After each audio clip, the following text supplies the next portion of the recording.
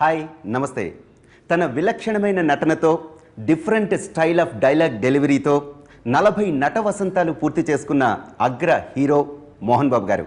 అలానే తన అల్లరి నటనతో హాస్యంతో కడుపుబ్బా నవ్విస్తూ అద్భుతమైన సినిమాలు చేస్తూ 50వ సినిమా తీస్తున్న అల్లరి నరేష్ గారు. వీరిద్దరి కాంబినేషన్లో వస్తోంది త్వరలోనే మామ మంచు అల్లుడు కంచు. మరి ఈ డిఫరెంట్ స్టోరీకి ఎన్నో ప్రత్యేకతలు ఉన్నాయి. ఆ ప్రత్యేకతలు ఏమిటో వారితో మాట్లాడి తెలుసుకునే ప్రయత్నం చేద్దాం. నమస్కారం అండి. ముందుగా 40 నట వసంతాలు పూర్తి చేసుకుంటున్న శుభ సందర్భంలో మీకు మా హార్టీ కంగ్రాచులేషన్స్ సార్. అలానే మీకు కూడా అతి తక్కువ షార్ట్ టైంలోనే 50 సినిమాలు చేస్తూ సక్సెస్ఫుల్గా అగ్ర హీరోతో కాంబినేషన్లో కూడా నటిస్తున్నారు. మీరు మరిన్ని సక్సెస్ రావాలని చెప్పి మనస్ఫూర్తిగా కోరుకుంటున్నాను. నేను కూడా విష్ చేస్తాను. ఇతను కూడా 500 చిత్రాలు పూర్తి చేయాలని. Wow, thank you. Really it's a great blessing sir. Sir, ముందుగా మామ మంచు అల్లుడు కంచు, ఈ టైటిల్ చూస్తేనే ఒక రకమైన ఆసక్తి క్రియేట్ అవుతుంది. అసలు ఎలా ఉండబోతుంది, అసలు టైటిల్ చూస్తేనే ఎప్పుడెప్పుడు చూస్తామా అని చెప్పి చాలామంది దగ్గర నుంచి రివ్యూస్ వస్తున్నాయి. అసలు ఈ టైటిల్ వెనుకున్న కథ ఏంటి, ఇది ఎట్లా టైటిల్, అసలు ఎవరి తాలూకా క్రియేషన్, దీని వెనుకున్న కథ ఏంటి? టైటిల్ ముందు నాకు నచ్చల, విష్ణుబాబు వచ్చి చెప్తే శ్రీనివాసరెడ్డి కూడా ఫోన్లో చేసి డైరెక్టర్ గారు, సార్ మామ మంచు అల్లుడు కంచు టైటిల్ చాలా బాగుంటుంది అని ఉండే, తొందరపడద్దు, ఇంకా ఏదైనా మంచి టైటిల్స్ దొరుకుతాయేమోనని. ఆ తర్వాత 3వ రోజు 2వ రోజు వచ్చి తెలిసింది సీక్రెట్, ఆ టైటిల్ చెప్పింది. That's great. So credit goes to Naresh గారు. క్రెడిట్ కాదండి, ఊరికే కూర్చొని ఆలోచిస్తుంటే విష్ణు చెప్పాడండి, డాడ్ చాలా సంవత్సరాల తర్వాత is getting back to comedy and నా స్ట్రెంత్ కామెడీ. మీరిద్దరు కలిసినప్పుడు అంటే పక్కా కామెడీ, అంటే ఇది టైటిల్తో కామెడీ సినిమా అని తెలిసిపోవాలి అందరికీ. సో ఏదో ఒకటి మంచి టైటిల్ పెట్టాలి బ్రదర్, నీ సినిమాలు చాలా బాగుంటాయి, టైటిల్స్ అన్ని రెగ్యులర్గా ఉండవు, ఏదైనా కొంచెం కామికల్ టైమింగ్తో ఉండే టైటిల్ కావాలంటే సరే మామూలుగా డిస్కషన్ చేసుకుంటుంటే ఎందుకో మామ మంచు అల్లుడు కంచె ఎలా ఉంటుంది అని వచ్చిందండి. వస్తే దాని తర్వాత అందరు నవ్వారు. దాని తర్వాత అంటే అంత సీరియస్గా ఏం తీసుకోలేదు, అంటే ఊరికే సరదాగా పదాల్లో మామూలుగా మాట్లాడుకున్నప్పుడు వచ్చిన పదం అండి. దాని తర్వాత విష్ణు ఏం చేశాడంటే అందరికి, అంటే అంకుల్కి చెప్పకముందు ఏం చేశాడంటే తన డిస్ట్రిబ్యూటర్స్ ఎగ్జిబ్యూటర్స్ అందరికి ఫోన్ చేసి ఒపీనియన్ తీసుకుంటారండి. ఎందుకంటే మన ప్రోడక్ట్కి పేరు పెడుతున్నామంటే రేపు కొనేది బయ్యర్స్ వాళ్ళు, డిస్ట్రిబ్యూటర్స్ వాళ్ళు, సో వాళ్ళ ఒపీనియన్ కూడా చాలా వ్యాలిడ్ ఉంటుందండి. సో అందరికి చేస్తే బాగుంటుందండి, మంచి కాంబినేషన్. ఇద్దరిది మోహన్ బాబు గారు నరేష్ గారి కాంబినేషన్లో చాలా బాగుంటుంది, నరేష్ ఇద్దరికి బాగుంటుంది కాంబినేషన్ అని చెప్తే అప్పుడు అంకుల్ చెప్పడం జరిగింది.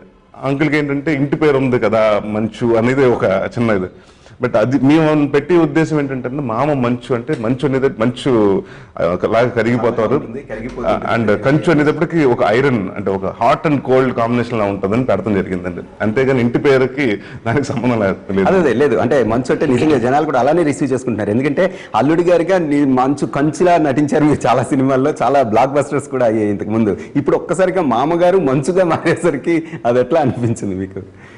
హ్యాపీగానే ఉంది, అంటే ఫస్ట్ టైం ఈ టైపు, అదే అంటే మా అనిపించుకోవడం అంత సినిమాలు కూడా ఫస్ట్ టైం. సబ్జెక్ట్ అలా కుదిరింది, ఇది చాలా మంచి సబ్జెక్టు, మంచి కథ, దానికి సరైనటువంటి నటీనటులు దొరికారు. నాకు సెట్లో ఏంటో మామ అంటుంటే కూడా ఒకసారి అనిపించేది, నిజ జీవితంలో కూడా మామనయ్యాను కదా, కాబట్టి అదొక సినిమాను ఒక థ్రిల్ స్టోరీ. కానీ ఇది నరేట్ చేసినప్పుడు శ్రీనివాసరెడ్డి గారు మీకు ఎట్లా అనిపించింది, ఎలా అనుకున్నారు ఈ స్టోరీని విని? ఇది ఒక మరాఠీ చిత్రం, దీని రైట్స్ ఒక కో డైరెక్టర్ 1.5 year బ్యాక్ చెప్తే అప్పుడు చూసి కొన్నాం. ఎప్పుడు చేయాలా అని ఆలోచిస్తూ ఉండగా విష్ణుబాబు శ్రీనివాసరెడ్డి ఒక కథ కూర్చున్నారు. వాళ్ళిద్దరికీ సెటప్ కాక కుదరక కథ. అప్పుడు ఖాళీగా అంటే అప్పుడు విష్ణుబాబు అన్నాడు, డాడీ ఈ డైరెక్ట్గా నడకపోయారా అని.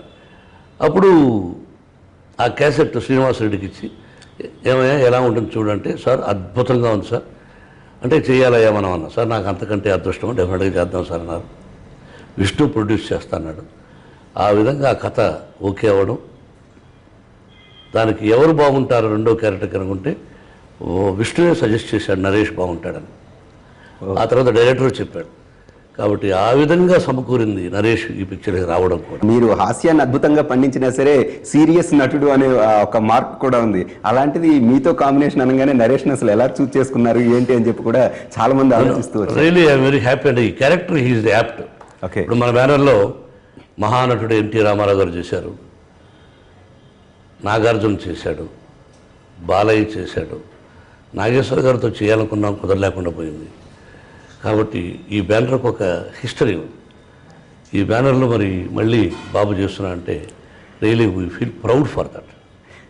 నరేష్ గారు మీకు ఎలా అనిపించింది? అంటే ఒక సీనియర్ నటుడు అందులోని సిన్సియర్గా టైం పంక్చువల్గా ఉండే ఒక నటుడితో కలిసి నటించాలి, కాంబినేషన్ ఉంటుంది అనుకుంటే మీరు ఎట్లా ఫీల్ అయ్యారు అసలు ఈ కథ విన్నప్పుడు? కానీ సీడీ పంపించారు, చూసిన తర్వాత బాగుంది, స్టార్ కాస్ట్ అంతా ఫిక్స్ అయిందండి. రమ్య గారు వీళ్ళందరూ బోర్డుకి వచ్చారు. దాని తర్వాత ఏంటంటే షూటింగ్కి వెళ్తున్నాం. సో టైమింగ్ అంటే ఆయన ఏ టైమింగ్ చెప్తే ఆ టైమింగ్ వచ్చాడు. అంటే బట్ నాకేంటంటే కామెడీ టైమింగ్ కష్టం అండి. ఎందుకంటే మోహన్ బాబు గారు అనేటప్పటికి నాకు బాగా ఇష్టమైన సినిమా ఏంటంటే కొదవ సింహంలో సుడిగాలి అనే క్యారెక్టర్ ఉంటుందండి. అది నాకు చిన్నప్పుడు అంటే ఆ క్యారెక్టర్ కోసమే చాలా సార్లు VCR ఉండేదండి. అప్పుడు క్యాసెట్ ముందుకి వెనక్కి అంటే ఆ ఇంట్రొడక్షన్ కానివ్వండి, ఆయన మేనరిజం కానివ్వండి భలే ఉంది, డింగో అని. సో మళ్ళీ ఆ కైండ్ ఆఫ్ కామెడీ అండి. మళ్ళీ ఒక అసెంబ్లీ రౌడీ కానివ్వండి, అల్లుడు గారు కానివ్వండి, అల్లరి మొగుడు కానివ్వండి, అప్పుడు మంచి కామెడీ ఉండేదండి. దాని తర్వాత అంకుల్ ఆయన కొన్ని సీరియస్ పాత్రలు చేయడం జరిగినాయి. దాని తర్వాత రౌడీ లాంటి అంటే విలక్షణ క్యారెక్టర్స్ చేయడం జరిగింది. బట్ అగైన్ మళ్ళీ చాలా సంవత్సరాల తర్వాత is getting back to comedy.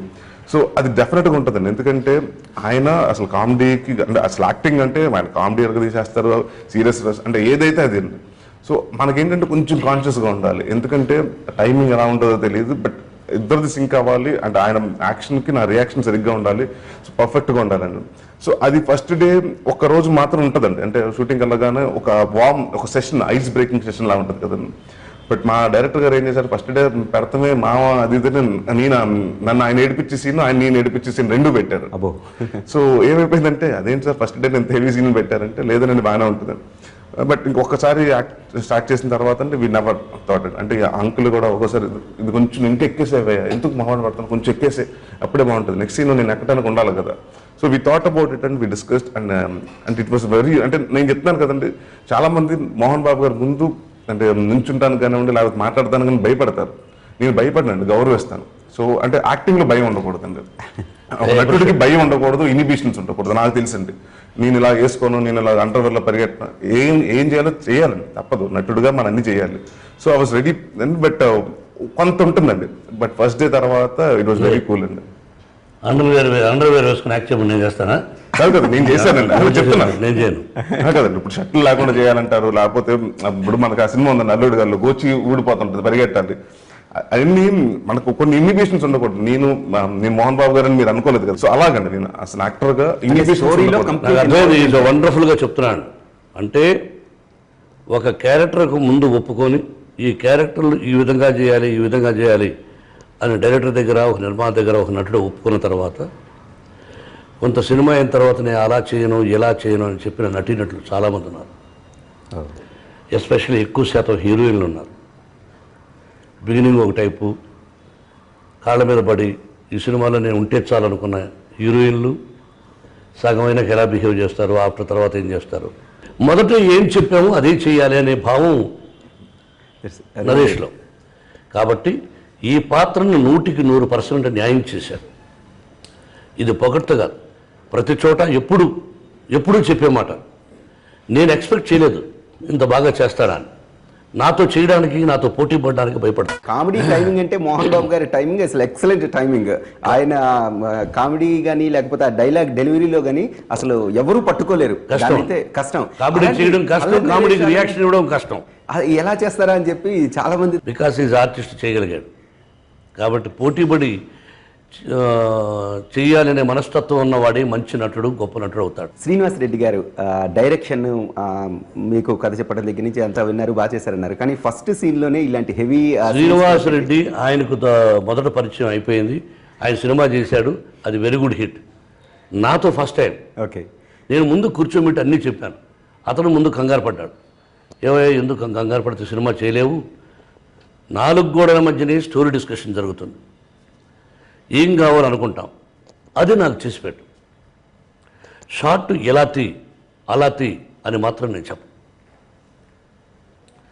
A subject ఏ డైలాగులు మనం అనుకున్నామో ఆ డైలాగులు తీ, నువ్వు ఏ విధంగా తీ, కెమెరా కింద పెడతావా, పైన పెడతావా, టాప్ యాంగిల్ పెడతావా, సైడ్లో తిప్పుతావా, అది నీ ఇష్టం యాజ్ అ టెక్నీషియన్, అది నేను ఇంటర్ఫియర్ అవ్వను. సెట్కి వచ్చిన తర్వాత I am student, you are teacher, dialogue చెప్పు, ఈ విధంగా కాదు సార్ ఆ విధంగా చెప్పు, నీకు 2-3 టేకులు కావాలా 4 టేకులు కావాలా నీకు వచ్చేంత వరకు తీసుకో, నేను ఫీల్ అవ్వను అని క్లారిటీగా చెప్పాను. నవ్వుతూ నవ్విస్తూ అలా అద్భుతంగా తీశాడు Srinivasa Reddy. Is a very good director. అలాగే మంచి రచయిత, డైలాగ్స్ రాసినంత కూడా శ్రీధర్ శ్రీపాన అనే రచయిత, కెమెరామెన్ కానీ, గౌతమ్ ఎడిటర్ కానీ. ఈ సినిమాకు ఒక రమ్యకృష్ణ, ఒక మీనా, ఒక మిగతా నటీనటులు ఎలా అల్లరి నరేష్ ఎలా దొరికాడు, అలాగే మిగతా వాళ్ళు కూడా మనకు అనుకున్న టైంలో దొరకడం, అనుకున్న టైంలో 40 రోజుల్లో పిక్చర్ ఫినిష్ చేయడం, ఇదంతా అద్భుతంగా జరిగింది విత్ కోఆపరేషన్ ఆఫ్ ఎవ్రీబడి. అద్భుతమైన కాంబినేషన్ మీది, రమ్యకృష్ణ గారిది. అసలు చూడగానే ఏదో బ్లాక్ బస్టర్ అని ముందుగానే ఊహించేవాళ్ళు. అలాంటి సినిమాలు చాలా ఉన్నాయి. ఇప్పుడు మళ్ళీ చాలా గ్యాప్ తర్వాత మళ్ళీ రమ్యకృష్ణ గారు నటించారు మీతో. ఎలా ఉన్నదండి అసలు? అంటే ఆవిడ గురించి ప్రత్యేకంగా అడగాల్సిన అవసరం లేదు కానీ రమ్యకృష్ణ కానీ మీనా కానీ 20 సంవత్సరాల ముందు ఎలా యాక్ట్ చేశారో సిన్సియర్గా అలాగే ఉన్నారు మా బ్యానర్లో. We are very happy. అందంగా కూడా అలాగే అంతే అందంగా ఉన్నారండి. అంటే నాకంటే అందంగా లేరు. That's true sir. మీరు ఒకటే పర్సనాలిటీ అంకుల్ అప్పటి నుంచి. అంటే వాళ్ళు కొంచెం వేరియేషన్ వచ్చింది, మీరు మాత్రం ఇప్పుడు వాళ్ళకి వేరియేషన్ వచ్చింది, నాకు రాలేదు. అది okay, but they are very good. Okay, మీకు అంత సీనియర్ నటులతో నటిస్తున్నప్పుడు మీకు ఎలా అనిపించింది నరేష్ గారు? అంటే రమ్య గారితో నేను ఇది 4వ సినిమా అండి, అండ్ మీనా గారితో ఫస్ట్ టైం అండి. సో అంటే నైస్ ఎక్స్పీరియన్స్ అండి. నేను మీనా గారితో అంటే ఆవిడ చాలా అంటే ఒక మన సినిమాలు చూసిన తర్వాత ఒక ఒపీనియన్ ఉంటుందండి ఒక యాక్టర్ మీద. నేను చిన్నప్పుడు చంటి చూసిన తర్వాత ఇవి చాలా అమాయకురాలు చాలా అని అలా ఎప్పుడు ఉండేదండి. బట్ ఆవిడ సెట్లో చూస్తేనండి ద వే అంటే ఆవిడ సెన్స్ ఆఫ్ హ్యూమర్ కానివ్వండి, లేకపోతే ఆవిడ వేసి పంచులు కానివ్వండి, మామూలు టైమింగ్ కాదండి ఆవిడది. ఇట్స్ వెరీ అంటే ఒక ఫన్ అది. అండ్ రమ్య గారు ఇట్స్ లైక్ ఆల్వేస్ అంటే తను ఉంటేనే సెట్లో ఒక ఎనర్జీ ఉంటుందండి. ఆవిడ అలా వచ్చిన తర్వాత అంటే నవ్వటం కానివ్వండి, అంటే షీఈస్ వెరీ ఫ్రెండ్లీ. అండ్ ఆవిడ వచ్చిన తర్వాత ఒక పాజిటివ్ వైబ్ స్టార్ట్ అవుతుందండి ఇద్దరితోటి. It's been wonderful. ఈ పిక్చర్లో ఆలీ ఉన్నాడండి. ఆలీది కూడా ఒక టిపికల్ రోల్. అతని దగ్గర ఉన్నప్పుడు ఒక విధంగా యాక్ట్ చేయాలి, నా దగ్గర ఉన్నప్పుడు ఒక విధంగా చేయాలి. రకరకాల సస్పెన్స్ చెప్పకూడదు కొన్ని. Is a wonderful artist. అతను కూడా అట్లా విలన్గా డైలాగ్ చెప్పగలడు, కామెడీగా చెప్పగలడు, సీరియస్గా చెప్పగలడు, హీరోయిజంగా కూడా చెప్పగలడు. Is a wonderful artist. అతను కూడా మన పిక్చర్లో. అలాగే వరుణ్ సందేశ్ కూడా, వాడు కూడా నేను అడిగిన వెంటనే is one of the hero. బయట గెస్ట్ వేషం వేశాడు కృష్ణ భగవాన్. జీవ అందరూ మంచి ఆర్టిస్టులు దొరికారండి. మ్యూజిక్ డైరెక్టర్స్ ఇతరు చేశారు. రఘు చేశాడు, అచ్చు చేశాడు. అలాగే రీరికార్డింగ్ కోటి, ఈ accepted, thanks for that. Is also wonderful music director. అన్ని గౌతమ్ రాజు అన్ని పాదాలు మంచి పాదాలు, మంచి వెరీ పాజిటివ్. మోహన్ బాబు గారు చాలా రోజుల తర్వాత హీరోగా చేస్తున్నారు. అల్లరి నరేష్ కూడా ఉన్నాడు. ఈ సినిమా అద్భుతమైన విజయాన్ని సాధించాలని అందరూ పాజిటివ్గా వర్క్ చేశారు. They leave to the public. Naresh గారు ఇంతమంది సీనియర్ యాక్టర్స్తో నటించారు. ముఖ్యంగా మీరు ఒక్కొక్కరి దగ్గర గమనించిందంటే మోహన్ బాబు గారు అనగానే క్రమశిక్షణకి మారుపేరుగా చెప్పుకుంటూ ఉంటారు. మీరు ఆ షూటింగ్ టైంలో కానీ ఈ 40 డేస్లో షూటింగ్ అయిందన్నారు. ఎలాంటి విషయాలు గమనించారు? ఆయన దగ్గర వచ్చి early to bed early to rise అంటారు చూసారండి. అంటే ఆయన అలాగండి ఆ సిద్ధాంతం. మార్నింగ్ ఎర్లీగా స్టార్ట్ చేయాలి 7 o'clock అని. మీరు 7కి స్టార్ట్ చేసిన సందర్భాలు ఉన్నాయండి. అందుకని ప్రతిరోజు కాదండి, అవసరమైతే అంటే ఎక్కువ పెద్ద సీన్ అయితే యాక్టర్స్ మనకి పెద్ద క్లైమాక్స్ ఒక బంచ్ యాక్టర్స్ అందరు ఉన్నారు కాబట్టి అంటే 7 o'clock స్టార్ట్ చేసేవారండి, లేదంటే 9కి అండి. అండ్ వెరీ కూల్ అండి. అసలు వెళ్ళిన తర్వాత మన టైంకి ఉంటే చాలండి. ఆయనకి ఇంకా ఎందుకు తిడతారో కొడతారని చాలామంది అంటారండి. బట్ ఎందుకంటారంటే మీకు ఒక టైం చెప్పిన తర్వాత నీ కోసం ఒక 100 మంది వెయిట్ చేయకూడదు అన్నది తినండి. అండ్ నేను బాగా ఎక్కువ నేర్చుకున్నది ఏంటంటే డిక్షన్ అండి ఆయన. ఎందుకంటే నేను చాలా జనరల్గా మాట్లాడుతున్నప్పుడు చాలా ఫాస్ట్గా మాట్లాడుతుంటానండి. అదేమవుతుందంటే ఒక్కోసారి మన డైలాగ్ చెప్పినప్పుడు రోల్ అయిపోతుంది. అది డబ్బింగ్లో ఉంది కదా, మేనేజ్ చేసుకుందాం కదా అని జనరల్గా ఒక ఇది ఉంటుందండి. బట్ ఆయన అదే అంటారండి, మోహన్ బాబు అంకుల్ వచ్చి నువ్వు అలా చేయొద్దు, ఎందుకంటే నీకు ఇక్కడే ప్రాబ్లం అవుతుందంటే డబ్బింగ్ ఇంకా ప్రాబ్లం అవుతుంది.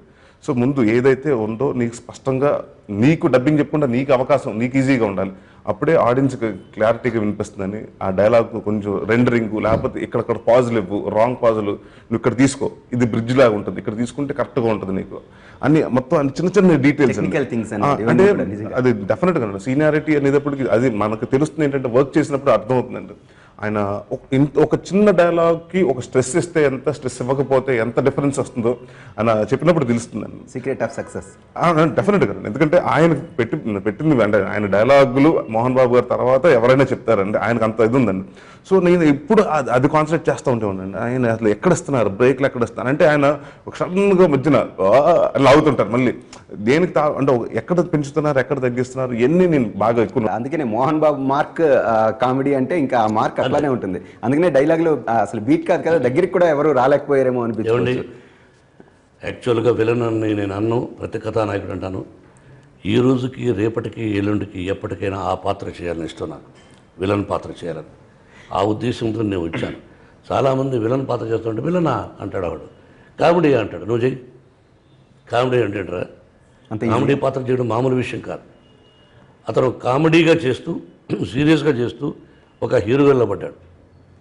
నేను ఎన్ని పాత్రలు అండి, 560 చిత్రాలు, ఒక్కొక్క పాత్రకు ఒక్కొక్క డైలాగు, ఎక్స్ప్రెషన్స్. అటు రామారావు గారు, నాగేశ్వర గారు, కృష్ణ గారు, సోమరావు గారు, కృష్ణరాజు గారు, ఇంతమందితో విలన్గా చేస్తూ ఒకే టైప్ చేయకూడదు. ఇక్కడ ఒక డైలాగు, అక్కడ ఒక డైలాగు, అక్కడ ఒక నొక్కాలి, ఇక్కడ నొక్కాలి.